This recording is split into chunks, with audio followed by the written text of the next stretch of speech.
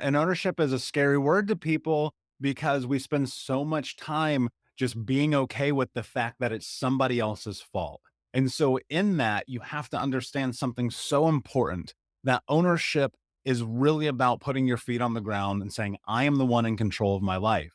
Because the reality is, nobody breathes for you, nobody lives for you, nobody loves for you. You are the only one capable of doing these things. But so much of that really starts with how you think about yourself and the world. Again, what you think becomes what you speak is your actions then become your reality. Talk about the pendulum swing about the way you used to talk to yourself versus the way you talk to yourself now. Oh my gosh, the way I used to talk to myself. Oh, poor Gracie. I was so mean, especially when I had just come out of my family's house. And that's when I really started taking a deep look at my PTSD and everything that had occurred from ever since I was a baby. And I just was so, I was very critical of myself. I was very demeaning. I was very demoralizing. I was also very self-pitying. "Why me? Why did this happen to me?" And, "Oh, you're so stupid. Why can't you do this?" Right? And I think that part of that was something that I took on from my abusers, and I'm gonna give myself grace because when you're around that and it's a constant you constantly hear it, they're gonna kind of come into your head as tapes. But awareness, mindfulness, that really was what helped me look at what it was that I was saying to myself. And yoga, especially, is what helped for me. Just doing the poses. And if I couldn't get a pose right, that's where I would start to see like this really critical and negative voice come up and be like, why can't you do this? You can't do anything right. But that's where it really taught me awareness, where a thought would come up. Don't just look at the thought, don't get attached to it and let it pass. And the more I did that, the more I started to choose which thoughts I wanted. Like, oh, you're doing great. Okay, this thought can stay. You're doing terrible. That thought can go. I don't want that thought. Like, that does not serve me. So I'm just going to let that one go. And it's taken practice, but I went from depressed, anxious, self-hating, to now, like, this really optimistic, grateful, loving person, and it's so much that it just bubbles over, and other people feel it too. And I think that that's the biggest gift of healing. It not only heals yourself, but it heals other people around you. So what you say to yourself, how you treat yourself, and how you feel is honestly a ripple effect. Like, here you are, and you just send out these vibrations. So you might as well make them good ones, right? Because not only are you going to feel good, but you're also going to help other people around you feel better. Yeah, that I love that. I love that. The vibrations are everything, right? And you mentioned something, I think 2 things really important. One I touch on quickly. The power of yoga was so incredible for me in my journey and many people's journey because it's actually the first time for most of us that we actually have to stop and be in our own body. So when you're growing up in trauma, you're growing up in a cortisol state, you're hyper vigilant, you have fight or flight just always turned on. Your body's never at rest. Your brain is never at rest. And in yoga, it's funny. I won't share his story, but my little brother was like, "Dude, I was in yoga a couple weeks ago, and I was just bawling." And I was like, "Yeah, dude, because you never took 5 seconds to be alone with yourself." And so, if you're on the fence about yoga, like I don't think that it's something that should be taken lightly in terms of the power that it has to create change in your life. And the other thing you mentioned was gratitude. Gratitude is so difficult for people to wrap their head around because it's something that right now is very common in the space of healing and personal development, but I don't think people really tap into the power of it because for me, gratitude is looking at not only the micro wins in my life and going, "Good job, man." And I try to instill this into my clients and the people I work with, but can you celebrate the big things also? And more so, can you show appreciation to the world? It's really easy to be like grief stricken and look at your life and go, hate this. The world is Oh, yeah. terrible. I was there. I raised my hand. Trust me, I'm one of the first people to admit this.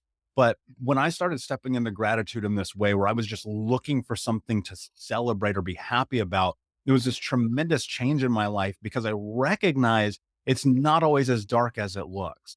What was it like for you to go and step into gratitude? What has that journey been for you? I gotta say, I am so excited to talk about this one because this one is like my absolute favorite, and that's why my Instagram name I am Grateful Grace. But Michael, I was right there with you a few years ago. I was 19, and I'm just like, my therapist like started gratitude journals. I'm like, what? There's nothing in my life to be grateful for. My life sucks, you know? So I was right there on the grief train with you, but I forced myself every single night. I would sit down and I would find what I was grateful for. And it started off as I'm grateful for air and I'm grateful for water. You know, I was so miserable back then. Oh my gosh. But the more I did it, and it was like maybe 2 or 3 nights in a row where I was like grateful for air, grateful for water. But then it started to turn into more like, okay, I'm grateful for life. I'm grateful for the lunch that my grandma made me. And I stuck with it. I stuck with it. And I would have to really look into my journals and see how long that first gratitude journal practice was. But I then started to really stick with it and I tried to do it consistently every single night. And basically I got to a point where I did it almost every single night. I can't say that it was 100%, but for 3 years. And it's not the point where, like, if someone cuts me off on the highway, I'm like, "I'm grateful for you." And I could try to come up with a million reasons why, maybe they saved me from a speeding ticket, maybe they made me slow down and look at the flowers a little bit more. Whatever it is, I now have an abundance of gratitude that no matter what comes up in my life, I'm grateful for it. If something comes up in my life and it's going awry, it's not going the way I thought it should, I'm grateful for it because I know that it's going to lead me down a different path that is going to serve me and my purpose better. And when I started implementing that onto the trauma that I had, that is where it really started to change my life. Because there was a clinical study, and when people go through trauma, such as us, and such as, whether it's any type of childhood abuse or whatever, whenever you go through trauma, your brain is chemically altered, correct? But when you start then attaching a positive reinforcement onto that, that's where you really start to amplify the empathy that you have and the resiliency that you have. And I'll try to get this study and send it on over to you. But that's where I started to notice how powerful gratitude is. See, gratitude is an amplifier. It acts as a magnet. Whatever you focus it on, it just grows. So if you focus it on, I am grateful for my health, guess what? You're going to get healthier. I am grateful that I came out of a storm and I still have a beautiful heart. Your heart's going to get even bigger and beautiful, even bigger and more beautiful. So that's where I started to learn that gratitude is such a powerful tool. And I still use it to this day. I'm going to use it until the day I die because I think that that's just one of the best healing tools that I came across in my journey. Yeah, I love it, and I fill out gratitude in my journal every day. Today I wrote, "I am grateful for community, connection, and commitment." And I write that frequently because that's such a cornerstone of what Think Unbroken is, but community plays such a powerful role in this journey. Connection, such a powerful role. Commitment, such a powerful role. But in this, we face adversity. We still face not only the adversity within ourselves that we kind of lay out as tracks ahead of us, the adversity from the world, people saying, "How dare you? Who do you think you are to talk about this? Keep the family secret, the family secret." You have the whole nine, right? How do you push through the adversity to be in this position to say, "I'm going to have this conversation, whether you like it or not"? Yeah, so that's a big thing. And that kind of circles back to choosing yourself.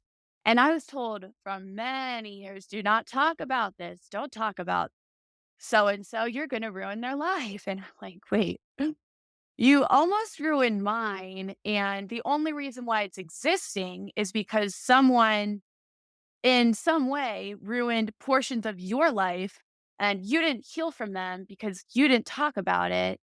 And then you went on to hurt me with it, right?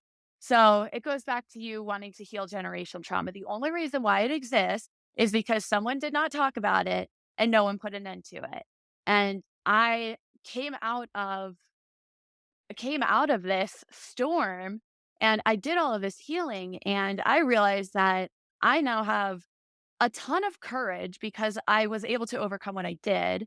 But then I also developed a very strong voice for myself. And once I started releasing the voice and really letting go of the pain, like letting go, by the way, is not just okay, not gonna look at it. Letting go is like actually talking about it and physically letting it go from your body. And the more that you do that, you strengthen your voice, you strengthen your courage, you become fearless.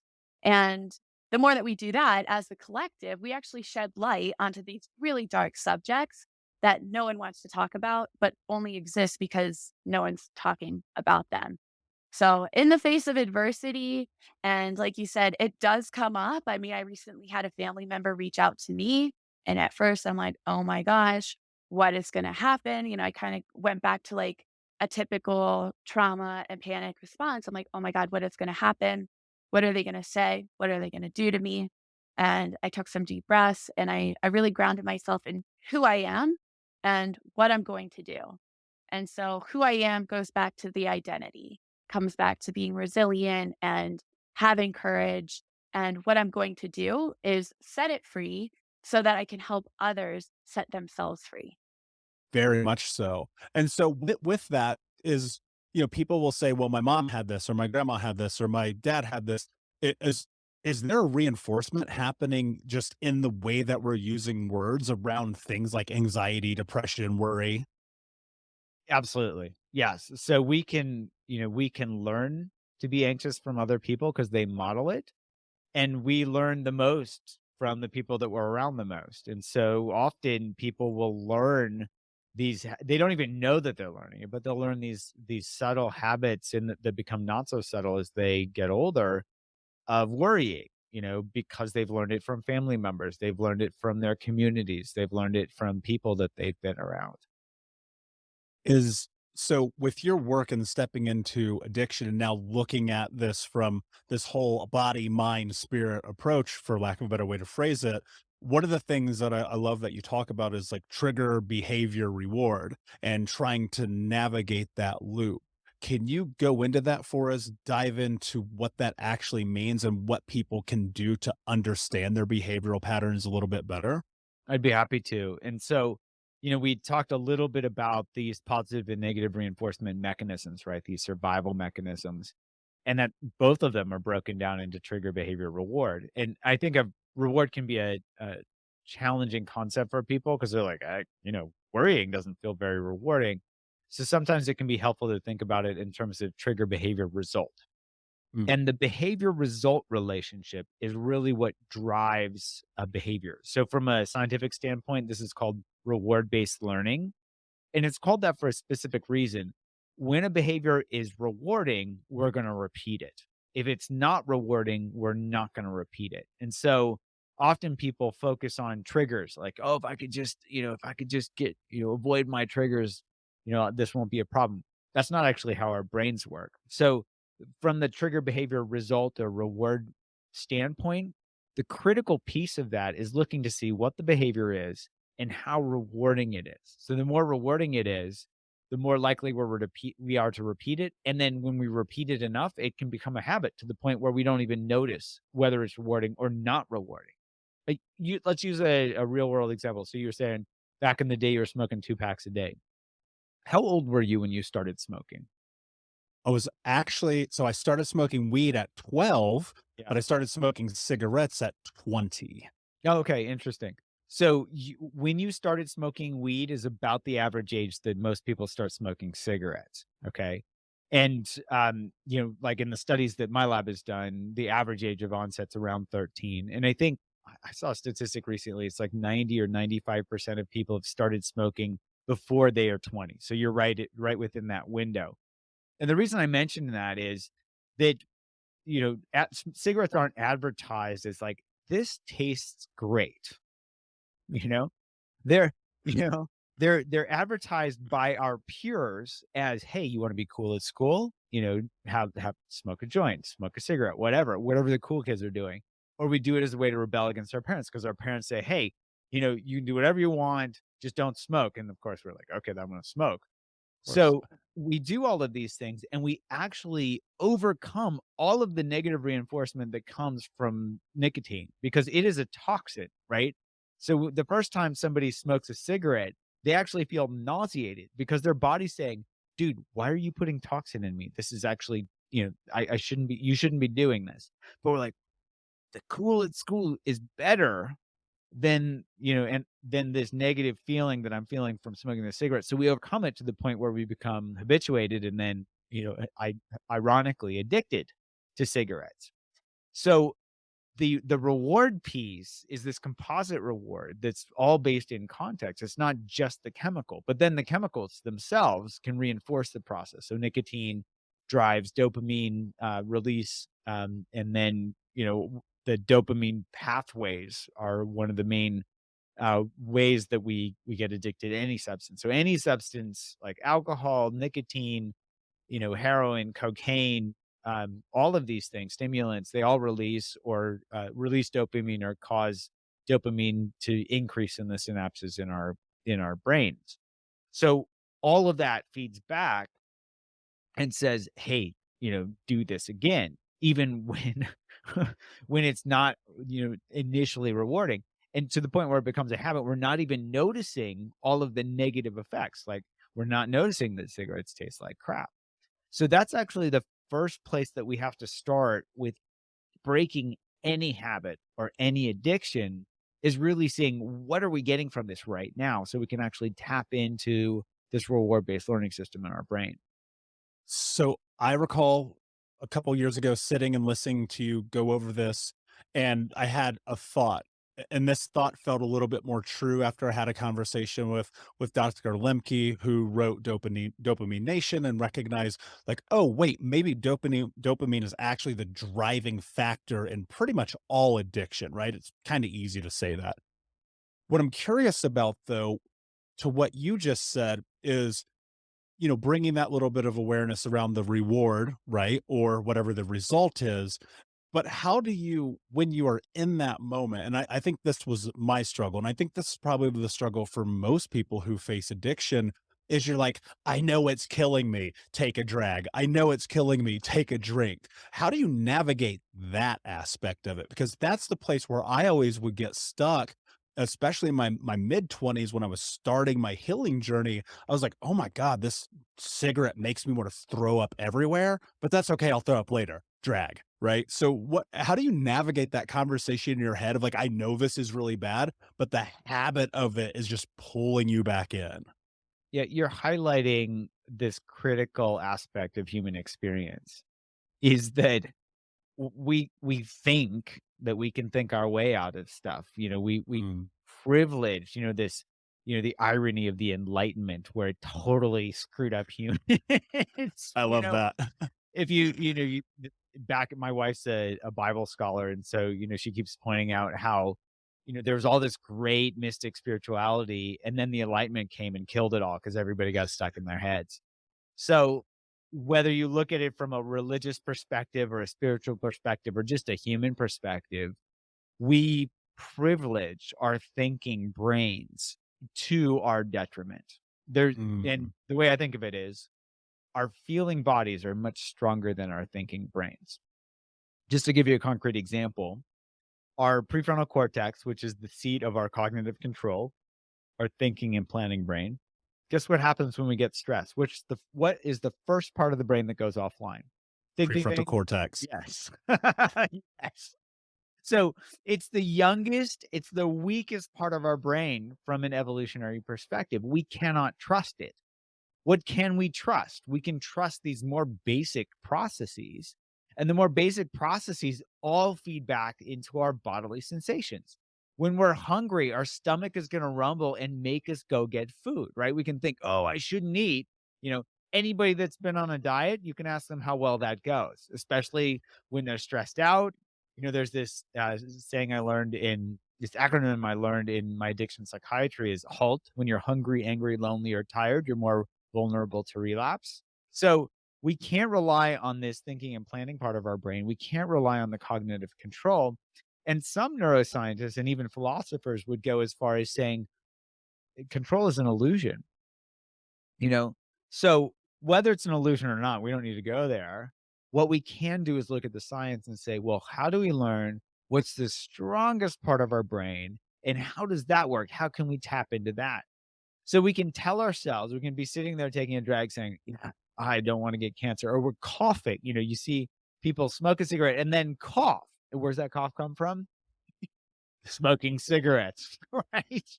You know, so they're hacking up a lung as they're trying to get some more nicotine into their lungs. It's crazy. But the point there is, you know, we think that we can just tell ourselves to stop. Well, boy, would my outpatient practice be so much easier if I could just tell my patients to stop. You know, it'd be one visit. They come in, I want to stop smoking. I'd just, you know, say, stop smoking, you know, and then they'd stop overeating, stop worrying. And then, you know, I could go find another job because all my patients would be cured. That's not how our brains work. You know, it's really about reward. So we've got it. You know, if we set up these habits through this reward based learning system, why don't we tap into that to help people break habits and help them break out of addictions? So that's what I started testing in my clinic when I was struggling, you know, not only with anxiety, but helping my patients with addictions work with their addictions. Because I'd learned all this, you know, cognitive therapy stuff in residency, like, you know, all this stuff where it's like, you got to change your cognitions. No, your thinking brain's the last thing that's going to help you out. You got to start with the reward system. So that's what we started doing. And I started testing it in my lab. And that's where I mentioned we got 5 times the quit rates of gold standard treatment for smoking. I'd actually done a study earlier. I did it in residency where we looked at mindfulness training as a way to help train people to pay attention and tap into that reward system. We got we basically got better outcomes for alcohol and cocaine dependence than gold standard treatment. When we did these physiologic stress measures, people had they were able to not get as caught up in these personalized stressors when they got mindfulness training as compared to cognitive training. So here, you know, it's really about not getting stuck in this, you know, this hubris, you know, this of like, oh, I can think my way out of this. No, if we could, nobody would have an issue with anything. They just stop.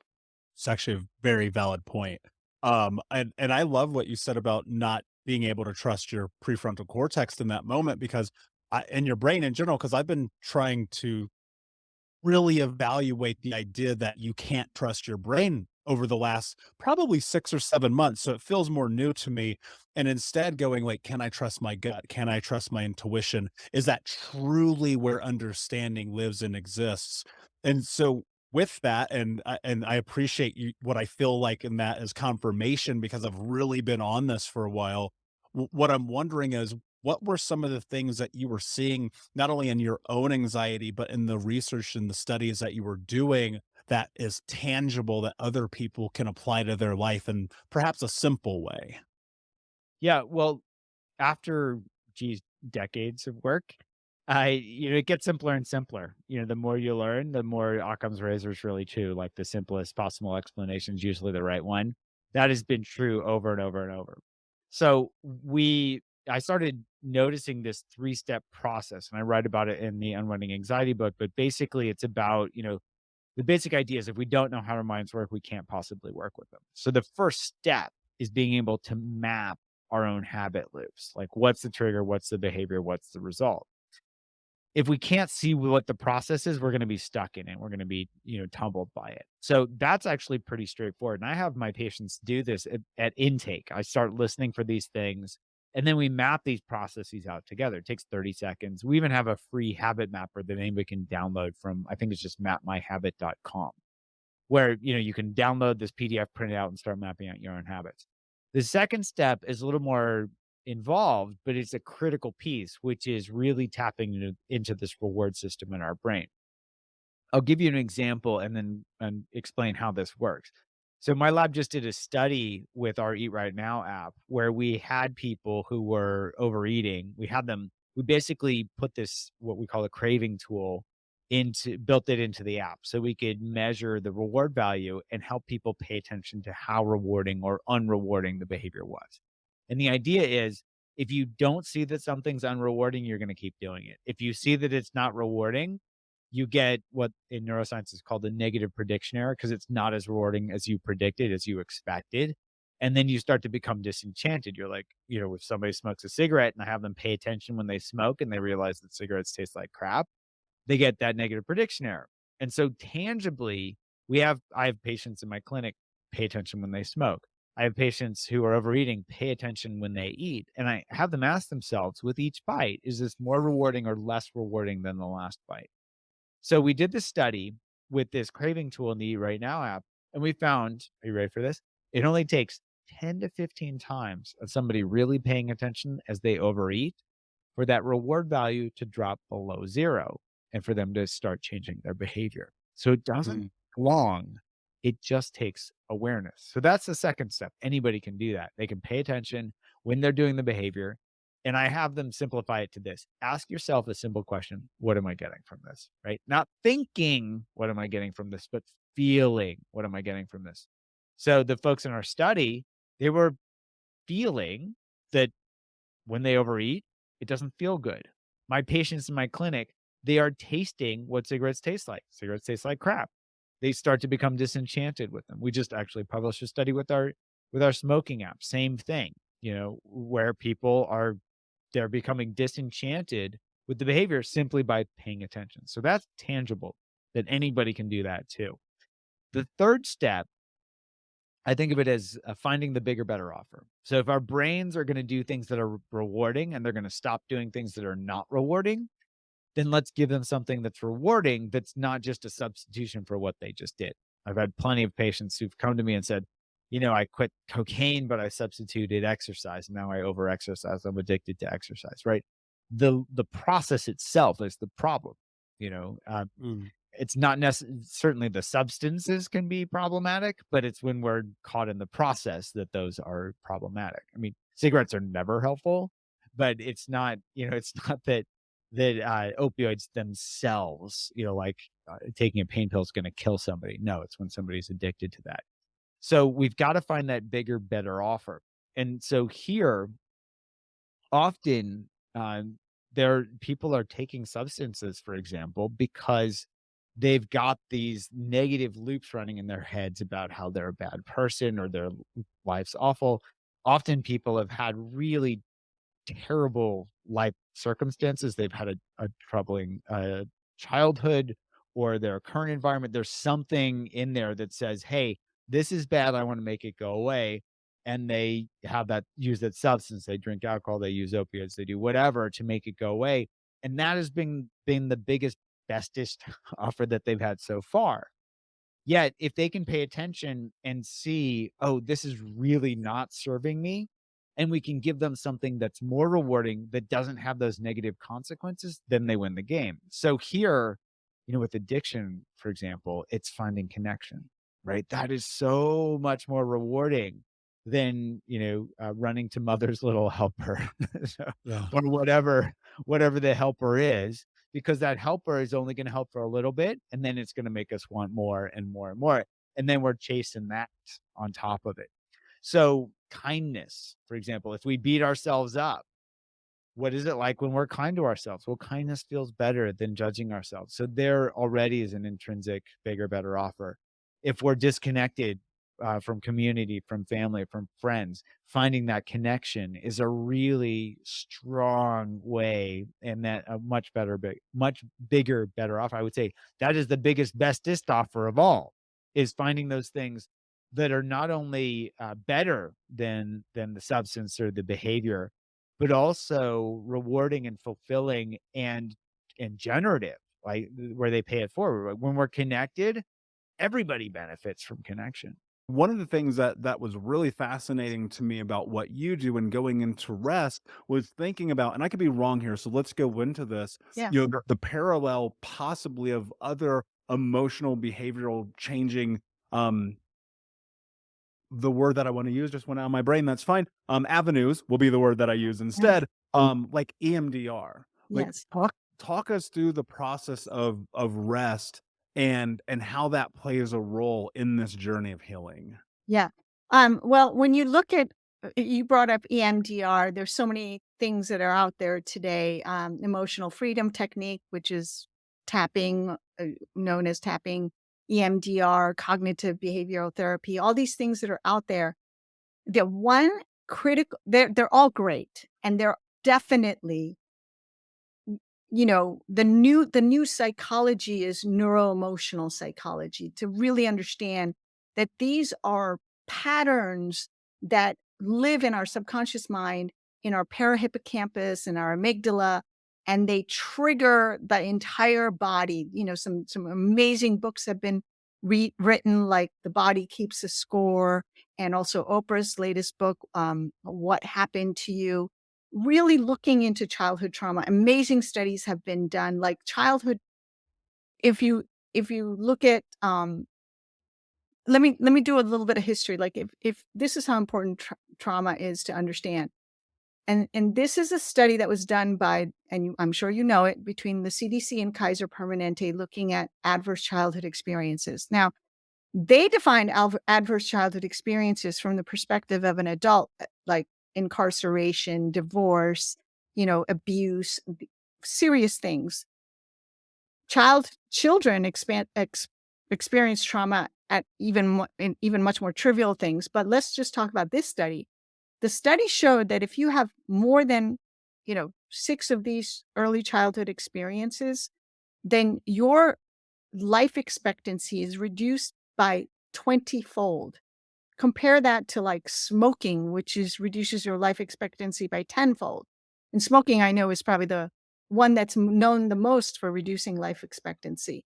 But trauma is, far outweighs what smoking can do for you. So absolutely, it's important. So these newer methods like EMDR and things, they start to look at how to manage the neuronal connections that trigger those reactions. And that's a great start. These are great starts. Where rest differs is that we have a way.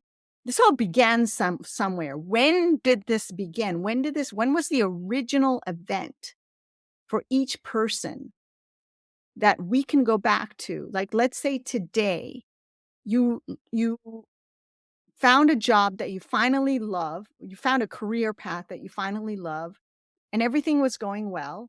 And then, I don't know, 6 months into it, suddenly the rug got pulled out from underneath you. And you decide and you say to yourself, this happens to me all the time. Every time something happens, because you're now talking about a belief system that you have, and you start saying, every time things start to look good, the rug gets pulled out from underneath me. Why does this keep happening? And people notice these patterns in their life and they go, this always happens to me. Well, you could go to a therapist. You can do some temporary relief with tapping or EMDR and whatnot, and generalize what might have happened maybe in childhood, and then try to release that through, moving your eyes and whatnot. What rest does, though, is it pinpoints exactly we have a step-by-step method of being able to talk literally to your subconscious mind and play like this 21 question game and figure out, how old were you, who was with you, what happened, and you've forgotten all about this memory. This is called an implicit memory, because you don't remember the who, what, where, and when, but your body remembers the milieu of emotions that you experience. When we say stress, it's really a milieu of negative emotions that you're experiencing, and it's very particular and it's very nuanced. And then that pattern got stuck in your body. And so whenever something smells the same, feels the same, your brain is just like a pattern recognition machine. And it goes, this smells and feels like what happened to you when your mom took you out of the bathtub when you weren't ready.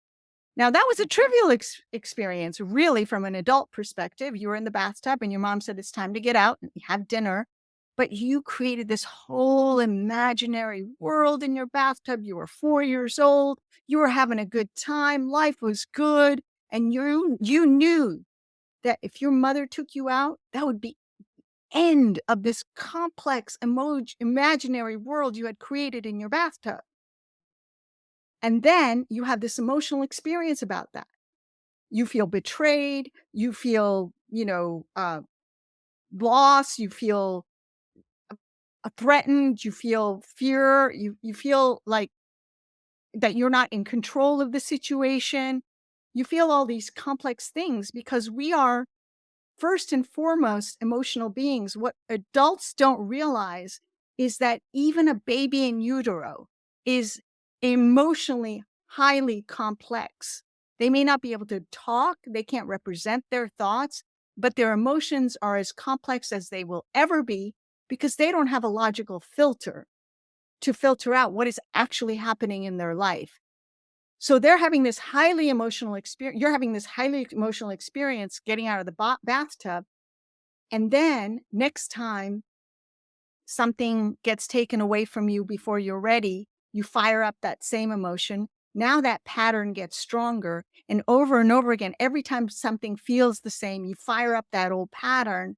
And that pattern just gets stronger to the point where it's so automatic that when you lose the job in the present moment or that career path, the story that I started with, right?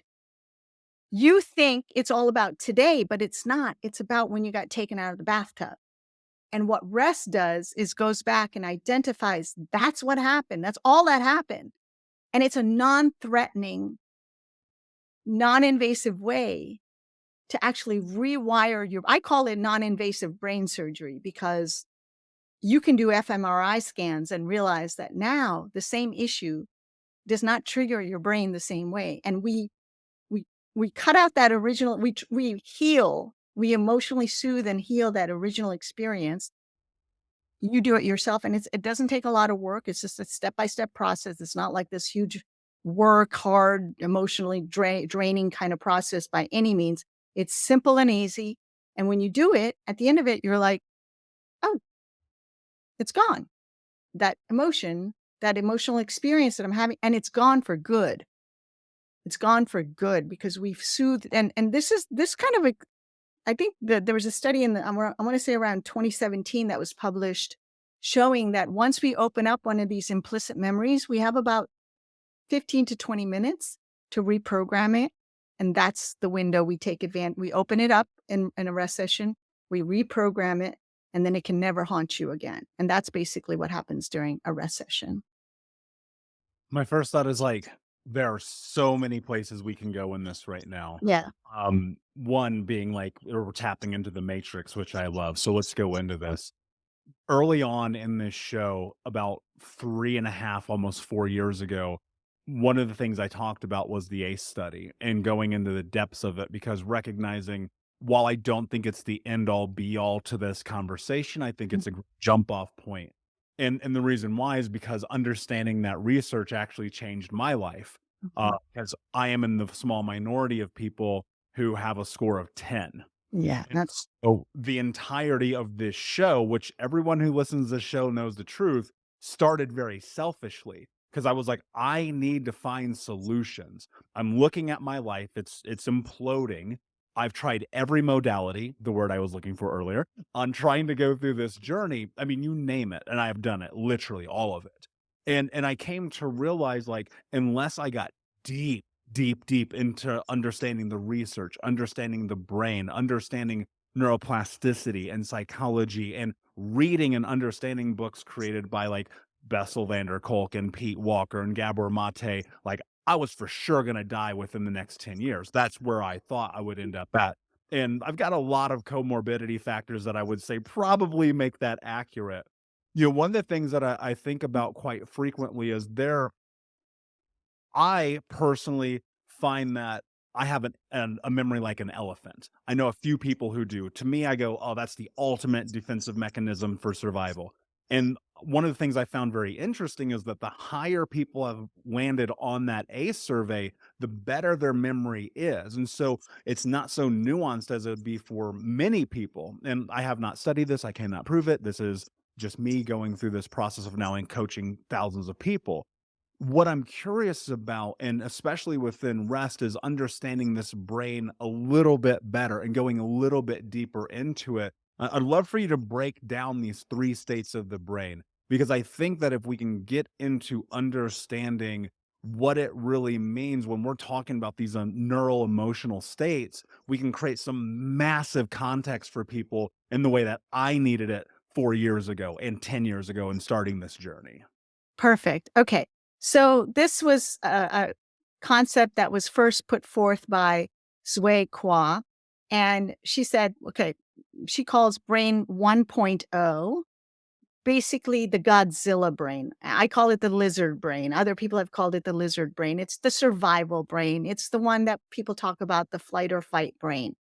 And what happens during fight or flight and with your brain is, as I said, so these traumatic memories that I just talked about from the child's perspective, these traumatic memories get laid down in the parahippocampus.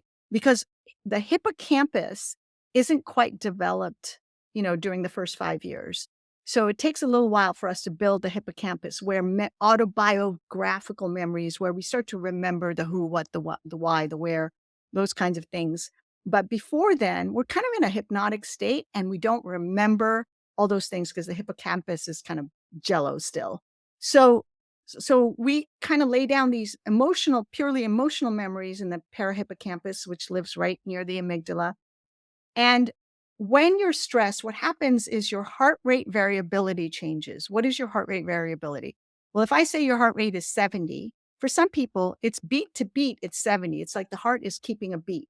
Every beat is like, at the right interval. If it was keeping a rhythm, if it's keeping a rhythm, it's a nice, good, high heart rate variability. Now, if it's it can also be 70 because you average it out over a minute, but it can be like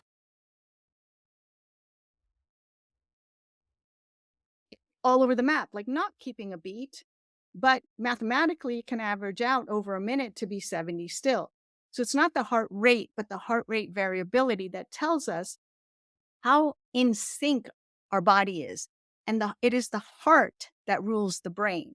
So 90% of the information goes from the heart to the brain, not the other way around. The brain does not rule the heart rules the brain. So when our heart rate variability is high, that means we are joyful, excited, loving, appreciative, those kinds of emotions. You can do meditations. The Heart Math Institute really put forth this idea of, increasing your heart rate variability by regularly practicing appreciation, joy and appreciation for 15 minutes a day in the morning or maybe in the evening, just regular little intervals, and you can increase your heart rate variability. But when you're stressed, what happens? The first thing that changes is your heart rate variability. It starts to go all over the map. Your heart is no longer keeping a beat. That sends a messy signal to the brain, which means, like, normally when your heart rate variability is high, you're sending a smooth pattern. You have access to your prefrontal cortex. You can think logically. You can also think creatively. All these things are there. But in brain 1.0, what happens is that you get stressed, which triggers an old memory, like I described, like the bathtub incident in the hippocampus, and the information no longer goes through the brain, but it goes straight back down the vagus nerve into the body, and you have a physiological stress response. That's brain 1.0. It's a Why flight or fight response. Does that make why sense? does it skip going to the brain and directly into the body? Because the heart is telling the brain we're in danger. Right, so it's an autonomic response. So It's it's exactly. It okay. becomes an autonomic response in the body, and you're in a heightened state, and you think somebody's threatening you or something. Your life is threatened or something is at stake. So you go into that survival lizard brain mode, which is the amygdala takes over, and the amygdala is the oldest part of the brain. That's why it's called the lizard brain. We share it with lizards, So it's the old part of the brain. So we go into a survival mode, and we try to take, we're trying to do big things in our adult life, but we start to act like a 3-year-old, and we go into a flight or fight pattern. Okay. This used to be written off as like, oh, it's just because that amygdala got turned on because you feel threatened. Well, it's not as simple as that. You actually triggered an exact memory of something that happened to you when you were a child. And that's why you're having that response. Okay.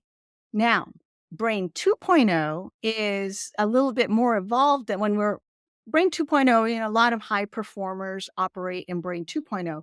That's when you figured out how to activate your dopamine circuits, like how to get a reward, like, everything from becoming addicted to your cell phone for the likes that gives you a dopamine response to actually being productive in life and creating goals and accomplishing them gives you a dopamine response. And so that is what Zoe Kwa calls the teenage brain 2.0, that you find a carrot and you chase after it. And a lot of people do a lot of things to keep that brain 2.0 going. Like, how can I create the next reward for myself? How can I get there? How can I stay motivated? Et cetera, et cetera. So brain 2.0 is great when it's working. However, we tend to sometimes overshoot our goals or say yes to too much. And we create an environment where we become overwhelmed trying to chase our own goals, or something traumatic actually happens in life, and boom, you get thrown back into brain 1.0. So what I see is people really oscillating in life between brain 1.0 and brain 2.0. They're going after their dreams and goals. Something happens, they get thrown back into brain 1.0. Then they regroup, go on vacation, go see a therapist, go to a lot of yoga classes. They get back into brain 2.0. And then something happens, they go back to brain 1.0, 2.0, 1.0. We just go back and forth, back and forth. And there's this like cycle. But every time there's a cycle, those stress patterns are getting stronger because they're neuronal patterns. And every time they get fired, we grow more, what I call the neurons get stronger, basically. And then the signal travels faster and faster each time. Does that become exponential?